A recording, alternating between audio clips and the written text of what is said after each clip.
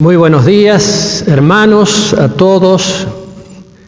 Bendiciones para todos. Hoy es domingo 30 de mayo de 2021. Muchas gracias al pastor Darío por la introducción, por la palabra, por la oración. Y estamos aquí reuniéndonos a través de los medios tecnológicos. Quiero decir que digamos que seguimos igual. Nada ha cambiado. La desorientación y la improvisación están al orden del día. Aparentemente nos podríamos reunir durante la semana, pero no los fines de semana, aparentemente, porque todo es inseguro, todo es así aleatorio. Quiere decir que podríamos reunirnos durante la semana, pero no sábado y domingo. Tal vez los expertos se hayan dado cuenta de que el virus es dominguero. Permítanme la ironía. Ahora, hay una cosa que está ocurriendo y me preocupa, es que se sigue cargando la responsabilidad de la crisis sanitaria sobre la población. No solo que la gente, el ciudadano común, está sobrecargado y angustiado por la situación sanitaria. Ayer, por ejemplo, tuvimos que hacer un operativo importante para conseguir insulina a 2 personas que la necesitan y están encerradas con cuarentena y todo eso, no la pueden conseguir y lo necesitan. Hubo que hacer un operativo. Gracias a Dios, es la iglesia, mi querido. El cuerpo que es la iglesia se moviliza y funciona y reacciona como un verdadero cuerpo. Eso es una bendición. Gracias a Dios lo conseguimos. Como decía, la gente está sobrecargada y angustiada no solamente por la situación sanitaria, sino también por la situación laboral, por ejemplo. Muchos no pueden trabajar, no les está permitido trabajar, no pueden llevar el sustento a su casa. ¿Quiénes lo impiden? Y bueno, los funcionarios que tienen asegurado su sueldo, que no tienen problemas de cobrar a fin de mes. Pero alguna gente necesita trabajar todos los días para poder llevar el pan a su casa, como se decía antes. También la gente está angustiada porque ve que el dinero le alcanza cada vez menos. Eso es así. Y no se necesita que ningún economista, ningún de estos genios de la economía muestre esos gráficos a los que son tan adictos. Simplemente la gente yendo al supermercado, o a la panadería, al boliche de la esquina, todo el mundo se da cuenta del aumento de precios y ve que el dinero le alcanza cada vez menos, y eso se suma a la angustia, eso también produce angustia. Los argentinos podríamos dar cátedra de esto al mundo entero. En los hogares donde hay niños o jóvenes estudiantes, niños, niñas, jóvenes estudiando, las idas y vueltas de la escolaridad, de la presencialidad en las escuelas, ya los ha vuelto locos. Tienen que estar adaptándose permanentemente como puedan a la improvisación y a este desmadre. Todos tironeados, permítanme la expresión, por una disputa política irracional. En medio de este panorama desolador y angustiante, encima hay que soportar el martilleo propagandístico del gobierno, de los gobiernos, culpabilizando al ciudadano común por la crisis sanitaria. En una exhibición de soberbia y miopía, son incapaces de reconocer alguna responsabilidad en el asunto. La única estrategia que conocen y esgrimen es el encierro de la gente, las limitaciones, la represión y las amenazas. En algunos lugares esto llega a valores insólitos, digamos, ¿no? O sea que los ciudadanos comunes nos hemos transformado en culpables, a menos que demostremos lo contrario. Es la situación inversa de lo que se conoce como el indubio pro reo, donde el delincuente es inocente hasta que se demuestre lo contrario. Aquí es al revés. Es decir, que todos somos culpables, a menos que demostremos lo contrario. Eso agrega presión sobre la gente y desconcierto. Y así se va avanzando sobre los derechos ciudadanos como una especie de torniquete invisible que busca paralizarnos cada vez más. Esto lo he dicho varias veces y tengo que volver a decirlo porque tengo que cumplir con mi deber profético. Aunque yo no sea profeta, pero si tengo que anunciar la palabra de Dios, tengo que cumplir con mi deber profético. Toda esta situación me recuerda a un relato que está en la Biblia, en el libro de Jueces, en el capítulo 6. Los israelitas estaban a merced del pueblo de Madián, de los madianitas. Y voy a leer algunos versículos. Dice Jueces capítulo 6, los hijos de Israel hicieron lo malo ante los ojos de Jehová, y Jehová los entregó en manos de Madián por 7 años. Y la mano de Madián prevalecía contra Israel, y los hijos de Israel, por causa de los madianitas, se hicieron cuevas en los montes y cavernas y lugares fortificados. Pero sucedía que cuando Israel había sembrado, subían los madianitas y amalecitas y los hijos del oriente contra ellos, subían y los atacaban. Y acampando contra ellos destruían los frutos de la tierra hasta llegar a Gaza, y no dejaban qué comer en Israel, ni ovejas, ni bueyes, ni asnos, porque ellos subían y sus ganados y venían con sus tiendas en gran multitud, como langostas.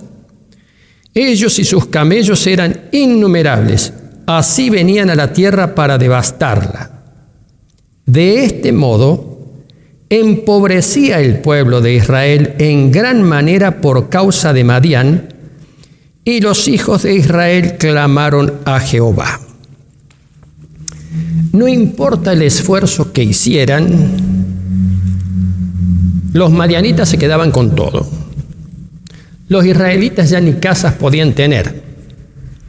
Por ello, habitaban en cuevas, en cavernas que tenían que fortificarlas, esas viviendas precarias para cuidar o cuidarse del saqueo, pero lo iban perdiendo, de a poco iban perdiendo todo. Los madianitas saqueaban, destruían, robaban, se llevaban el fruto del trabajo de la gente, cundía el hambre y la desesperación. Ahora bien, se había establecido esa rutina de estar a merced de los madianitas. En ese momento interviene Dios y Dios va a levantar un líder que los conduzca a la liberación. Fijémonos que esta es una manera recurrente de al obrar de Dios. No es la única manera, pero Dios en la historia bíblica y en la historia ha levantado gente. Lo hizo con Moisés, por ejemplo, pero lo ha hecho a través de la historia. Y sigo con el libro de Jueces. En el versículo 11 dice que vino un ángel de Jehová y se sentó debajo de la encina que está en Ofra, la cual era de Joás Abieserita, y su hijo Gedeón estaba sacudiendo el trigo en el lagar.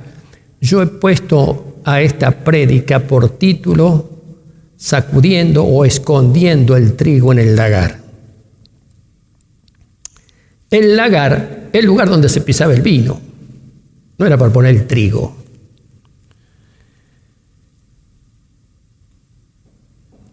Gedeón estaba sacudiendo el trigo en el lagar para esconderlo de los madianitas. Y el ángel de Jehová se le apareció y le dijo: Jehová está contigo, varón esforzado y valiente. Y Gedeón le respondió: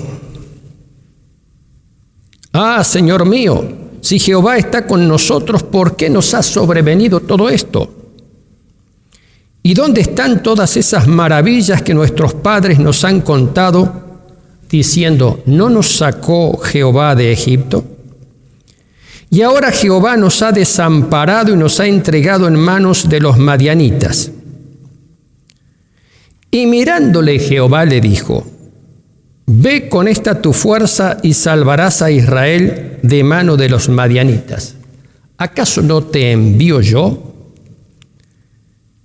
Entonces Gedeón le respondió: Ah, Señor mío, ¿con qué salvaré yo a Israel? He aquí que mi familia es pobre en Manasés, y yo el menor de la casa de mi padre. Y Jehová le dijo: Ciertamente yo estaré contigo, y derrotarás a los madianitas como un solo hombre.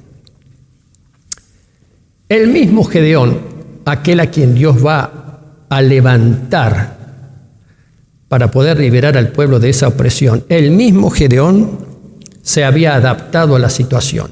Él mismo.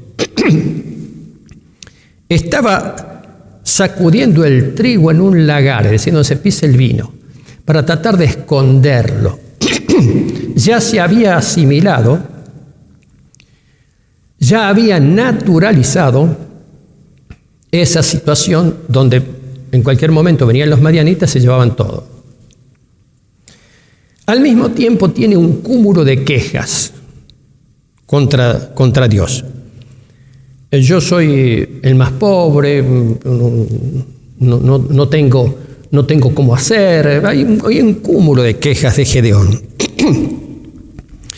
Intenta escabullirse de la responsabilidad a la que Dios lo llama y le pide a Dios una serie de señales. Bueno, ¿qué señales? Bueno, a ver, una serie de señales. Una de esas señales es que él prepara una ofrenda y sale fuego de la peña, de la roca donde había puesto esa ofrenda, y se consume totalmente la ofrenda.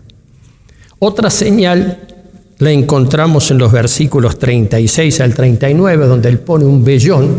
Un vellón es un cuero de oveja con la lana. Lo pone y dice: si este vellón se llena de rocío y alrededor no hay rocío, voy a creer. Y pasa esa prueba porque él exprime el vellón, saca un montón de agua y alrededor no se había juntado rocío. Y al revés, que el rocío cubriera todo, segunda prueba o tercera prueba, menos el vellón que quedaba totalmente seco. Es un relato que ustedes pueden leer. Le pide a Dios una serie de pruebas. Verificada esta prueba, Gedeón, el que escondía el trigo, se pone a la cabeza de los israelitas y marcha a la batalla.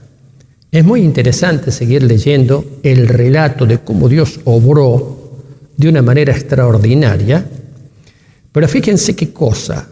El relato posterior pone de manifiesto de que Dios obró por medio y a través de aquellos que creían en Él y que estaban dispuestos a seguir las instrucciones de Dios. Muy interesante. Los 300 de Gedeón que derrotan a los madianitas, por ejemplo. Eso es tema de otra prédica. Dios mostró su brazo y su poder. ¿Cuándo? tanto Gedeón como el grupo de la gente que le siguió se pusieron en marcha. Hace falta alguien que se ponga a la cabeza. Hace falta alguien siempre que haga una disrupción, que haga de punta de lanza. ¿Y por qué relaciono este relato del libro de los jueces con la situación actual? Por varias razones. En primer lugar, porque la Biblia, mis queridos, no es un libro escrito para una época determinada. Este relato se escribió y sucedió hace muchos siglos. Nosotros lo estamos leyendo, está vigente ahora. La Biblia, la palabra de Dios, no contiene relatos que sirven para una época determinada. Sirven para toda época, porque las épocas cambian y cambian las situaciones, pero la palabra de Dios permanece para siempre. En segundo lugar, porque al igual que en aquella época lo que sucedía con el pueblo de Israel, hoy parece que nos estamos acostumbrando a una situación anormal y la vamos naturalizando. Poco a poco la vamos naturalizando. Alguien puede decirme, pero pastor, ¿acaso vos no ves la realidad, lo que está pasando? Por supuesto que la veo, mis queridos. Si como realidad usted se refiere a la situación sanitaria, por supuesto que la veo. Hace 2 o 3 días estuvimos sepultando a una joven hermana que falleció. Joven y fiel hermana que falleció. Por supuesto que veo la realidad, pero tengo la obligación, como pastor y como hijo de Dios, de ver toda la realidad y no con los anteojos de COVID que me quieren poner. La Iglesia de Cristo, mis queridos, tiene que percibir la realidad en toda su dimensión, con la perspectiva y con la mirada de Cristo, no de los expertos o de los funcionarios de turno. Y quiero decirte algo con respecto, por ejemplo, a la situación sanitaria. ¿Sabes la cantidad de hermanos y hermanas que han padecido, han sufrido? Algunos han partido con el Señor y no han podido tener una asistencia espiritual. A lo mejor hay algo que los médicos no entienden. Cuando una persona se enferma, tiene necesidad de médico. Lo dijo el Señor Jesucristo. Los sanos no tienen necesidad de médico, pero sí los enfermos. Nadie que se enferma va a llamar a un mecánico. Llama a un médico. Pero también quiere llamar al pastor. También quiere llamar a alguien y quiere tener cerca a alguien que le dé asistencia espiritual. Porque cuando la tarea de los médicos se limita, la gracia de Dios no tiene límites. A mucha gente se le ha negado o se le niega esa asistencia espiritual. O el contacto con sus seres queridos. En fin, ya hemos hablado de todo esto. Por eso es que tenemos que tener una mirada más abarcativa de la realidad, porque se informa mucho, pero se oculta más. Todavía hay algunas cosas que son misteriosas, no sabemos qué pasa. No sabemos qué pasó con las vacunas, con esto, en fin, toda una serie de cosas. Tenemos que tener una mirada más abarcativa, más completa.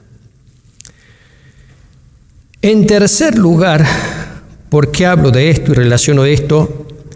Y es porque Dios siempre se encarga de levantar un instrumento para cumplir su propósito. Sea una persona, sean 2 personas, sea un pueblo, lo que sea. Dios siempre se encarga de levantar a alguien. Tal vez un líder, tal vez la iglesia.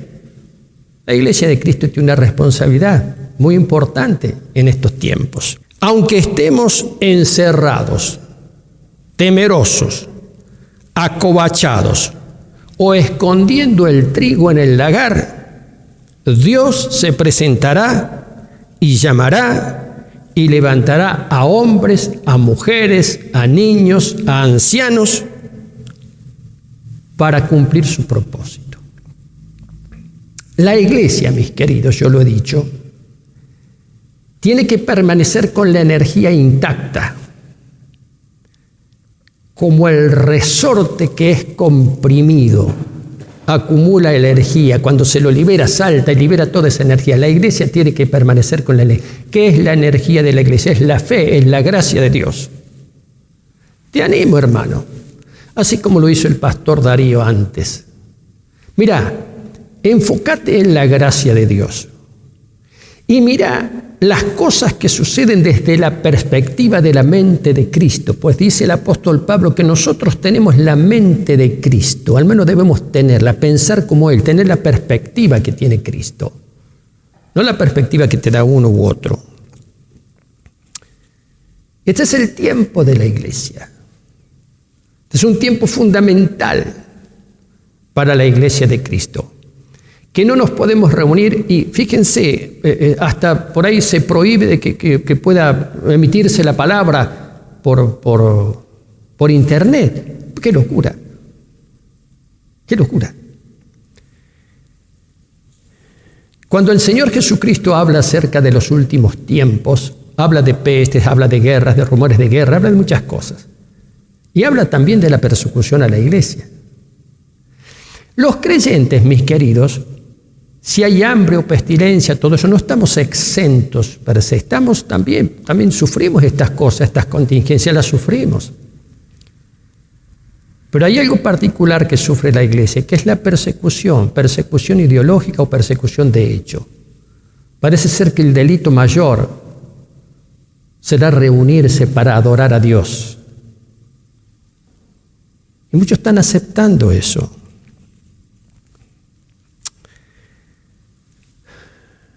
¿Saben qué? Es un tiempo de edificar un sustrato en la iglesia, un sustrato de fe, un sustrato de convicciones, un sustrato de esfuerzo, de valor, de potencia, un sustrato. Cuando digo un sustrato, como una especie de plataforma, como una especie de base fundamental en este tiempo, para que las generaciones futuras de creyentes estén formados y estén forjados para este momento. No vale mucho pensar en las cosas que pasaron. Gracias a Dios por lo que Dios hizo en el pasado. Bendito sea su nombre. Pero tenemos que enfocarnos en lo que Dios va a hacer. Y lo que Dios haga lo va a hacer a través precisamente de la iglesia. Miren este versículo que se encuentra en Isaías 64. Dice el profeta: oh, si rompieses los cielos y descendieras, y a tu presencia se escurrieran los montes, como fuego abrasador de fundiciones, fuego que hace hervir las aguas, para que hicieras notorio tu nombre a tus enemigos y las naciones temblaran ante tu presencia. Tenemos que buscar esa manifestación de Dios en este tiempo en que vivimos. Y cuando Dios se manifieste, no sé cómo, no sabemos cómo, nos va a sorprender. Pero ¿qué tenemos que hacer los creyentes? Dejar de esconder el trigo en el lagar y no acostumbrarnos a una situación que no es normal, que no está bien. Tenemos que esperar en Dios. Tenemos que confiar en Él. Tenemos que fortalecernos. Y tenemos que saber que la presencia de Dios, cuando se manifieste, es como un fuego abrasador. Nada lo puede detener. Escuche, nada lo puede detener. Así que quiero dejar esta palabra para ustedes, mis queridos. Dejar esta palabra. No se acobache, no se deje amedrentar. Despréndase del temor y confíe en el Señor. Los bendigo y los saludo con la gracia del Señor Jesucristo. A todos.